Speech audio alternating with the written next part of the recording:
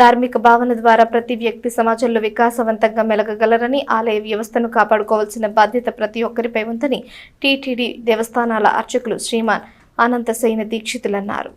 తిరుమల తిరుపతి దేవస్థానముల మీ రాశి అర్చకులు కంకణబట్టు ఆగమ సలహాదారు వైకానస ఆగమ పండితులు శ్రీమాన్ అర్చకం అనంతశయన దీక్షితులకు సోమవారం తెనాలిలో జరిగిన సత్కార సభలో శ్రీనివాస సేవా పరాయణ బిరుదు ప్రదానం చేశారు. పట్టణంలోని అష్టలక్ష్మి ఆలయ ప్రాంగణంలో అర్చకులు నల్లూరు శ్రీనివాస చక్రవర్తి దంపతుల ఆధ్వర్యంలో ఏకాదశి దీక్ష వ్రతం ఉద్వాసన పూజ కార్యక్రమం నిర్వహించారు. ఈ సందర్భంగా అనంతశయన దీక్షితులు దంపతులకు పాదపూజ నిర్వహించి వేద మంత్రాల నడుమ సత్కరించారు. వైకానస సేవా సంఘం అధ్యక్షులు మేడూరి శ్రీనివాసమూర్తి అధ్యక్షత వహించారు. ఈ సందర్భంగా అనంతశయన దీక్షితులు మాట్లాడుతూ భగవంతుని అనుగ్రహం పొందాలి అంటే సంకల్పం బలంగా ఉండాలన్నారు.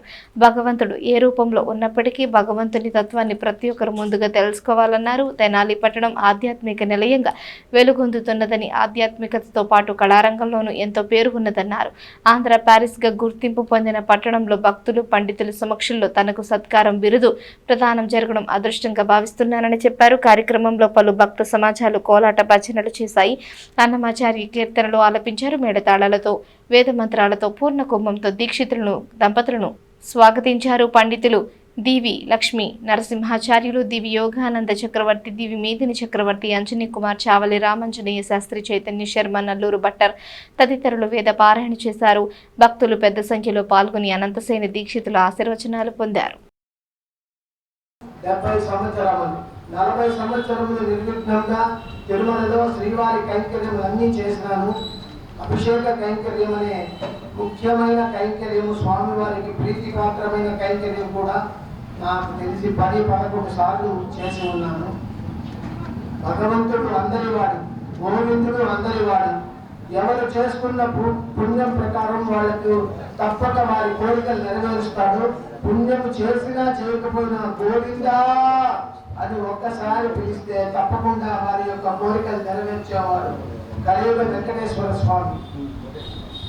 ప్రతినిత్యము కళ్యాణోత్సవం జరిగేటప్పుడు దాదాపు 20 సంవత్సరములకు ముందు అందరినీ భక్తులందరినీ ముందుగా అక్కడ కూర్చోబెట్టి దాదాపు 15 నిమిషములు స్వామి వారికి గోవింద నామాన్ని ప్రవేశపెట్టింది నేనే.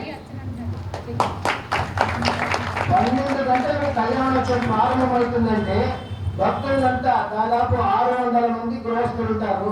వాళ్ళందరినీ అక్కడ కూర్చోబెట్టి ఆ కళ్యాణ మండపంలో 15 నిమిషాలు టైం ఉండేటప్పుడు వాళ్ళు ఏవేవో కబుర్లు చెప్పుకుంటూ మాట్లాడుతూ ఉంటారు. అప్పుడు అవన్నీ ఉండకుండా స్వామివారి మీదనే ధ్యానం ఉండాలని చెప్పి ఈ గోవింద నామాన్ని నేను చెప్తూ వాళ్ళ దగ్గర చెప్పించి ప్రారంభం చేసింది నేనే. కాబట్టి జీవితంలో ప్రతి ఒక్కరూ మంచి చేయాలనే కానీ ఎవరికి అంటే హరికర తత్వంతో ఇమిడీకృతమై ఉన్నటువంటి ఏకాదశి.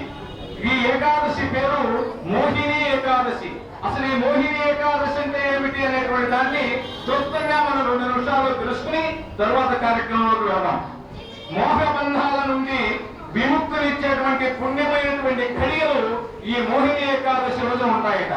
అందుకని ఈ విశిష్టమైనటువంటి రోజున మనం కనుక విష్ణు స్వరూపుడైనటువంటి మూర్తిని కానీ లేక సోమవారం కూడా కలిసి వచ్చింది కాబట్టి పరమేశ్వరుని కానీ ఆరాధించిన, ఉపవాస దీక్షతో ఉండి పారాయణ కార్యక్రమాలు నిర్వహించినా కూడా అది 1000 గోదానాలు చేస్తే ఎంత పుణ్యఫలం